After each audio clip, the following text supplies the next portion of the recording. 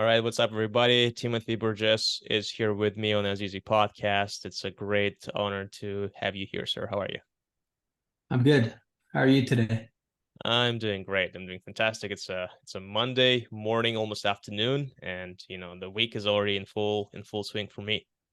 So I'm really happy to have you on this pod. I met you at Bitcoin Bay in Toronto, Canada. You kind of talked a little bit about, what you're up to right now, about your startup company, and I felt like this was a very great topic to discuss. So why don't you just go ahead and tell us a little bit about what you're up to right now?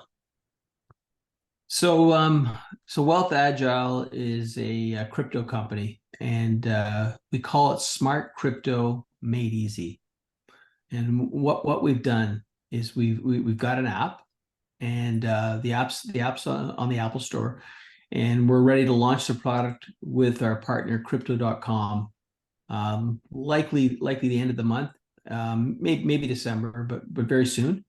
And really, all we're working on now is refining the app, doing our beta, and getting our go-to-market campaign organized, the marketing campaign. So there's a lot of there. So let me ask you this: who is your target audience? Can anybody just download your app and become a customer? Well, our target audience is people initially anyway, people that have crypto.com accounts, because we're only connected to them. But what we're after is what I like to call a Robinhood type customer, somebody that is an investor in crypto, a crypto investor, but not like a super pro, like a hedge fund geek or some super pro investor. Somebody that has crypto on an exchange, that wants it managed smartly, and doesn't want to worry about it too much. Just wants to set it up, have it managed, and also somebody that's worried about downside and wants to reduce risk in their portfolio, because we do that with our portfolio protection system. So if I'm just your average cryptocurrency user, I just want to have some crypto, but again, I don't want to have um I don't want to worry about it too much. That's I'm getting the sense that this is what the app is for, but can you tell me more about, like, okay, so let's say I have a crypto.com account and I'd like to get WealthAgile. So I'm downloading WealthAgile, and what does what does it give me? Like, what kind of service? Can you give me an example?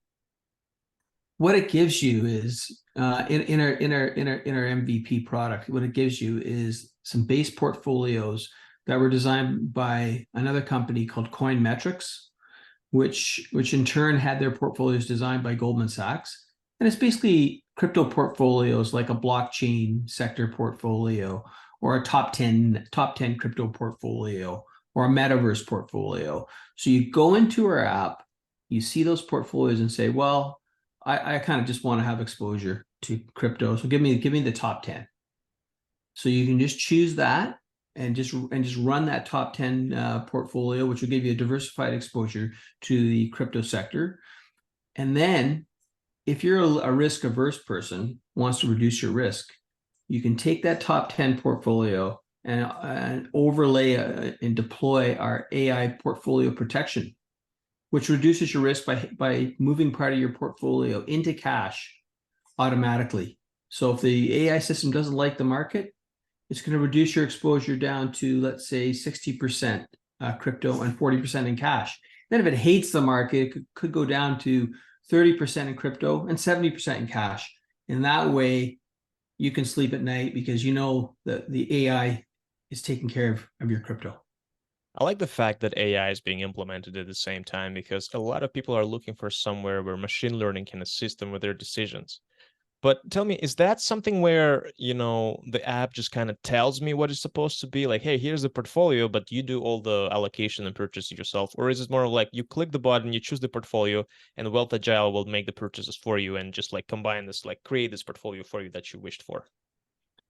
Great question. Great question. And the answer is, WealthAgile does that for you.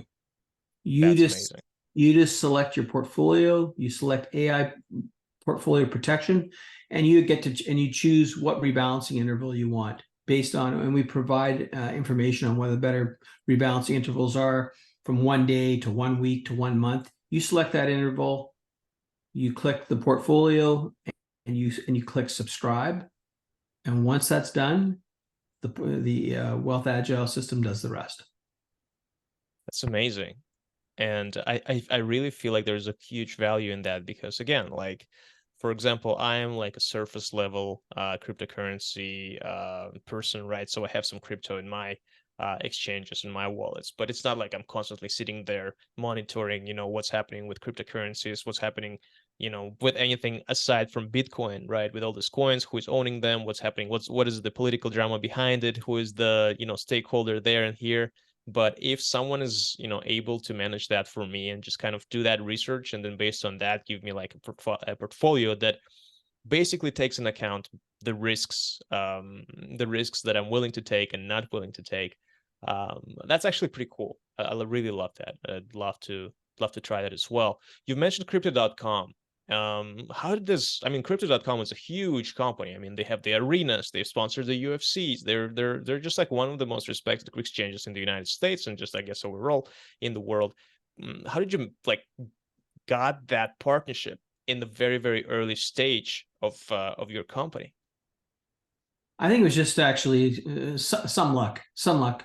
In the spring of this year, I went to a fintech conference in New York City and met crypto.com at the conference. And right away, it was actually the only meeting that was valuable that I had because a lot of people were negative on crypto then, but of course they were positive. Well, they're a crypto company, and they saw what we were doing, and they saw early designs of our app, and they said, "Well, we really like this product. We think that a lot of our audience is going to use this, and it's going to work well." So we just hit it off well, and then they reached out to us shortly after the initial meeting, and said, "Do you guys want to do a partnership whereby we create a commission sharing arrangement so that we share some of the commissions Mm-hmm. with Crypto.com that are generated on the app?" And by the way, Crypto.com is some of the lowest commissions on the street, so it's also really good for users. So it was just it was basically a situation where it was a win-win, a good product for Crypto.com and a great marketing and distribution partner for WealthAgile. And so does that mean that the crypto.com partnership is sort of an exclusive one, or are you currently looking or like open, I guess, to any other players in the industry to use WealthAgile for its services? Great question. It's not exclusive, and we are open to doing similar partnerships with other exchanges. And we're actively looking and talking to other exchanges right now. We love crypto.com. We love their global reach. Yeah. But we'll talk to exchanges in Canada. We'll talk to and the strategy is to basically launch globally and then come back to North America as a regulated entity, and then get some and likely find a US partner like a Coinbase, maybe a Kraken in the United States would be a Yeah. logical partner for us. Yeah, the regulation part is definitely something that is on the minds of a lot of business executive in the industry. Where do you guys stand in terms of regulation? And like, did you have to obtain any sort of licensing for operating in various countries? What we've done is basically a two-pronged approach. We're launching with crypto.com globally. They're providing the regulation and the KYC. We're approaching them as a software company, and we go into about 50 countries that have different regulatory regimes, but crypto.com is in the front seat. We're in the back seat. Mm-hmm. And in North America, a much more strict regulatory regime. We're in the process of being regulated by the Ontario Securities Commission in Canada, and we'll continue that more aggressively after we've launched and have more capital. And the United States, as everyone knows, has become quite regulated, and there's a regulatory uncertainty in the United States.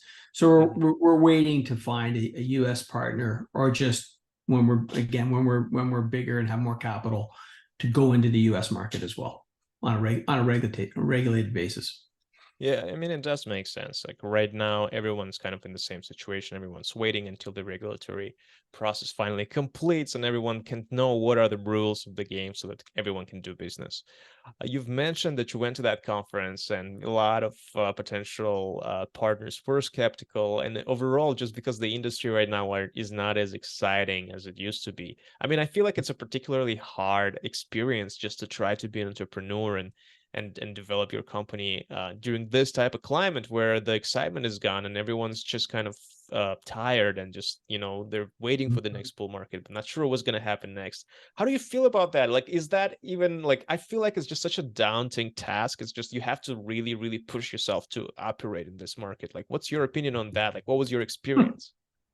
It's definitely a drag. It makes things much harder for sure. Raising capital much more difficult. And I think the bottom line is just like any entrepreneur, head down, keep building your product, keep building your business, and with a longer term view. I'm fairly confident also that 2024 is going to be a better market for crypto. And a little known fact actually is that it hasn't really been a bad year for crypto. Bitcoin is up over 100% this year. Definitely. It's Yeah. just a lot of the individual investors haven't realized it yet, but I think they'll come. I think they'll start coming alive more next year in a stable upward trending marketplace. Yeah, it definitely looks like Bitcoin is looking to be one of the best performing assets this year so far, which gives hope to a lot of Bitcoin enthusiasts and just overall crypto enthusiasts.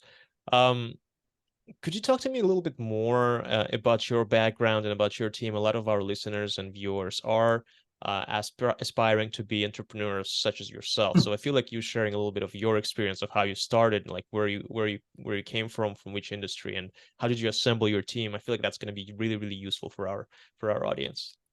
Yeah, sure, sure. So I'll start with myself.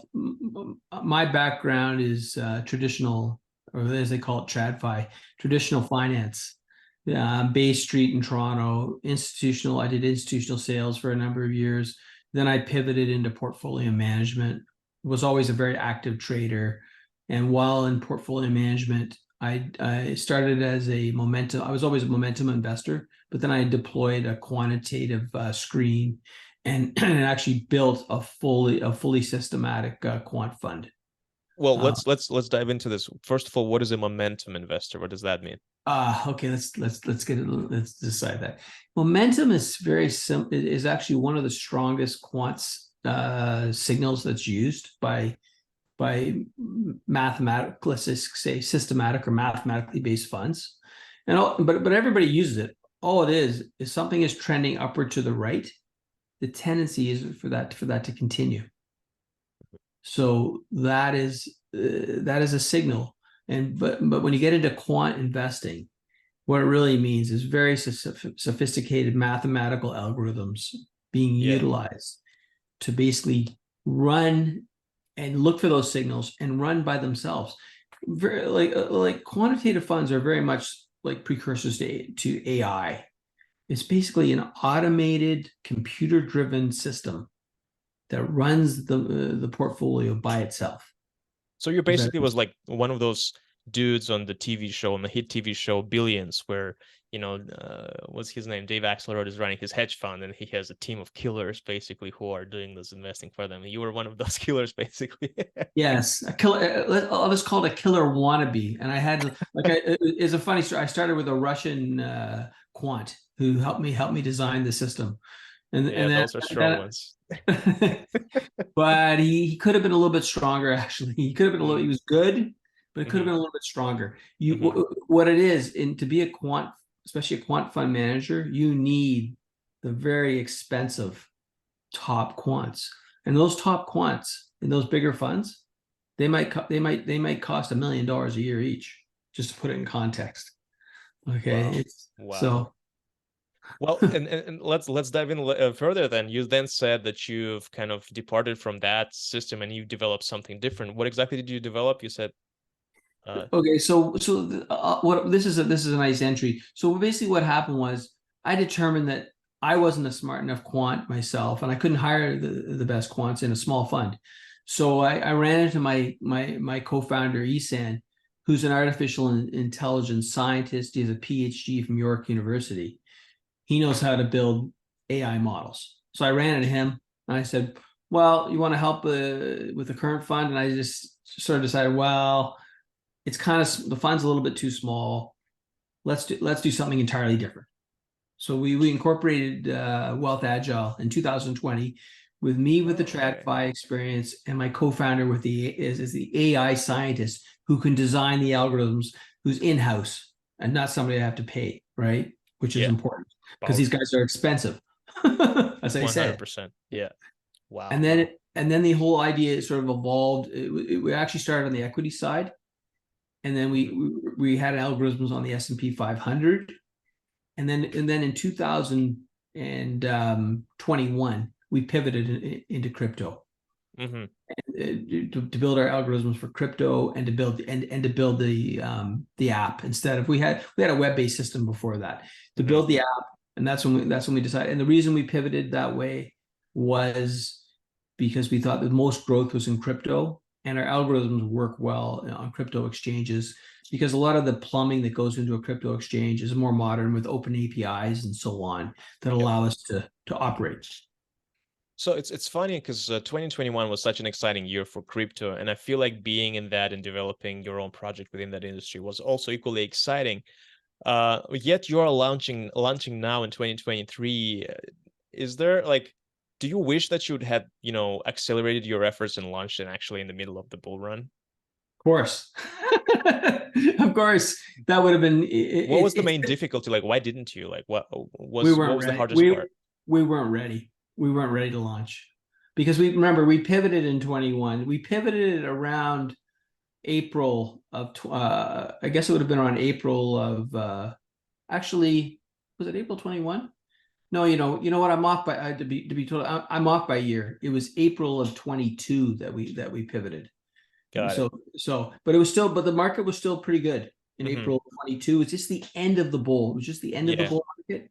And of course, as soon as we pivoted, then as we headed into December, the market was extremely difficult because that's when you had the FTX collapse. Right. It was in December. So, but you're totally right.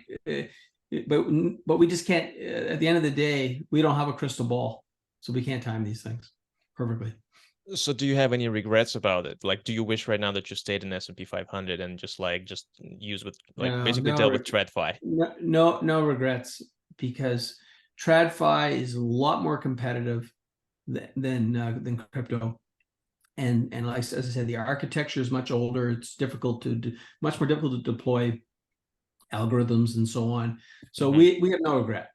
We have no regret that we pivoted. We can actually, one thing to keep in mind about us though, our algorithms will work on securities, and if they tokenize, if they continue to tokenize the crypto space, we'll apply our algos across securities, tokens as well. Yeah, definitely, the functionality will be accelerated if that's going to be the case. But however, you've mentioned, your team member, right? The co-founder is an AI guy. And it feels like you were ahead of your time, when before the whole AI hype started, you already had someone who has, basically a machine learning scientist. So you mentioned the raising capital is very hard right now for crypto, yet it's extremely favorable right now towards AI. Do you feel like that's the case for you? Do you feel lucky that you actually been there before it even started, the whole hype season? Well, it is kind of a coincidence. We definitely were there, but we didn't, because we were, especially when we were on the stock side, we weren't promoting the AI. And even when we pivoted into crypto, we didn't really push the AI as much as we should have. And you're totally right. It's been the totally hot space. But at the end of the day, if the product is great and people love it, I think that's going to be more important, because at the end of the day, it's going to come down to the users wanting to use our app. And most of those users aren't going to necessarily come to our app because it has AI. I think they're going to come to it if it solves their problem. 100%. So, but it would help us raise money if we push the AI harder. Yeah, absolutely, and that's how it works right now. But the most important part is that you have legit scientists on board, because a lot of startups right now are pushing the AI, but in reality, they're just like, you know, just kind of like simplifying it, but they will just connect to GPT-4 through API, and boom, like we have an AI startup. Wow, amazing. Exactly. Yeah. Just connect to what's available, GPT-4. Okay. Yeah, no, we have an AI, brain as That part is of the fantastic. company. So talk to me a little bit about launch. Like, is this official now? You're launching soon? Like, I'm not sure to what extent you can talk about it, but I'd love to learn like when we can actually, start testing it out. Okay.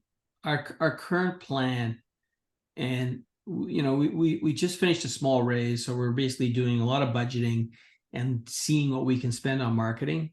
And while we're doing that, we're gonna do a small beta the end of this month. It's probably 100 beta. And I was just saying, we were gonna launch in Q4, but I think the full launch now may be postponed to January, Yeah, simply because the Christmas season, people drinking the eggnog and whatever. We're not sure that's the time to be spending our marketing budget. I agree with you completely as someone who comes from that industry as well. Christmas season is usually good for, some retail purchasing and stuff like that, but not for software as a service, I would say, in my Yeah, opinion, professional opinion. yeah. I just want to talk to you a little bit more, and we don't have much time right now, but you're based in Toronto, Canada, and same as I. And I was just wondering about your opinion as someone who is a startup founder, but is based in Canada versus like Silicon Valley. Does that make your job harder? Does that even matter for you right now? Like with the whole thing of like everything's being work from home and in the cloud. Like, how do you feel about being in Canada and having this company? I think Canada is much harder, especially when it comes to raising capital, than Silicon Valley. I think you can raise $2 million with an idea on the back of a napkin in Silicon Valley. In Canada, to raise $2 million, you've really got to be good. We've actually raised over $1 million since inception, but we need to raise another $1 million. And now we need to attract the VCs or the small VCs, or get an institutional partner to raise that capital. And I think it's much more difficult in Canada than it is in the US. Also, the Canadian VCs, from what I've seen, tend to be really, really almost anti-crypto right now. I'm Right. sure these things change. They tend to be almost anti-crypto and extremely conservative. So I think that's that's only one man's opinion, but to me, it Right. seems to be very difficult, much more difficult here to be a startup than it is in the US. Yeah, I've been hearing that too, especially when it comes to crypto. It's everyone is very, very hesitant to get on board with such projects just because Canada itself is such a highly regulated region of the world, and no one wants to deal with that, at least for now. But yeah, I totally feel you. How? The regulated, just really, I don't want to be too negative, but the regulated regime here doesn't help startups either. It's extremely, as you said, extremely conservative, which is good in one hand, but Mhm. that also means expensive, legally expensive to get to be regulated here in Canada.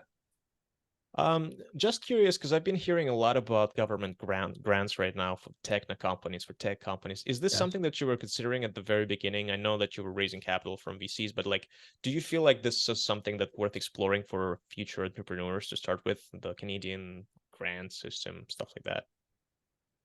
I think you should definitely pursue it, but it's not easy, and there's a lot of work for the development team. In fact, we did make in our last year, and we made an application for a shred grant, which Hmm. is basically software development credit grant. And this is a lot of work for you. If you're going to do it, don't do it without thinking it's a lot of work, a lot of documentation, and Hmm. then the government will send in their auditors to look at you, especially when you make your first shred claim, which is also very time consuming.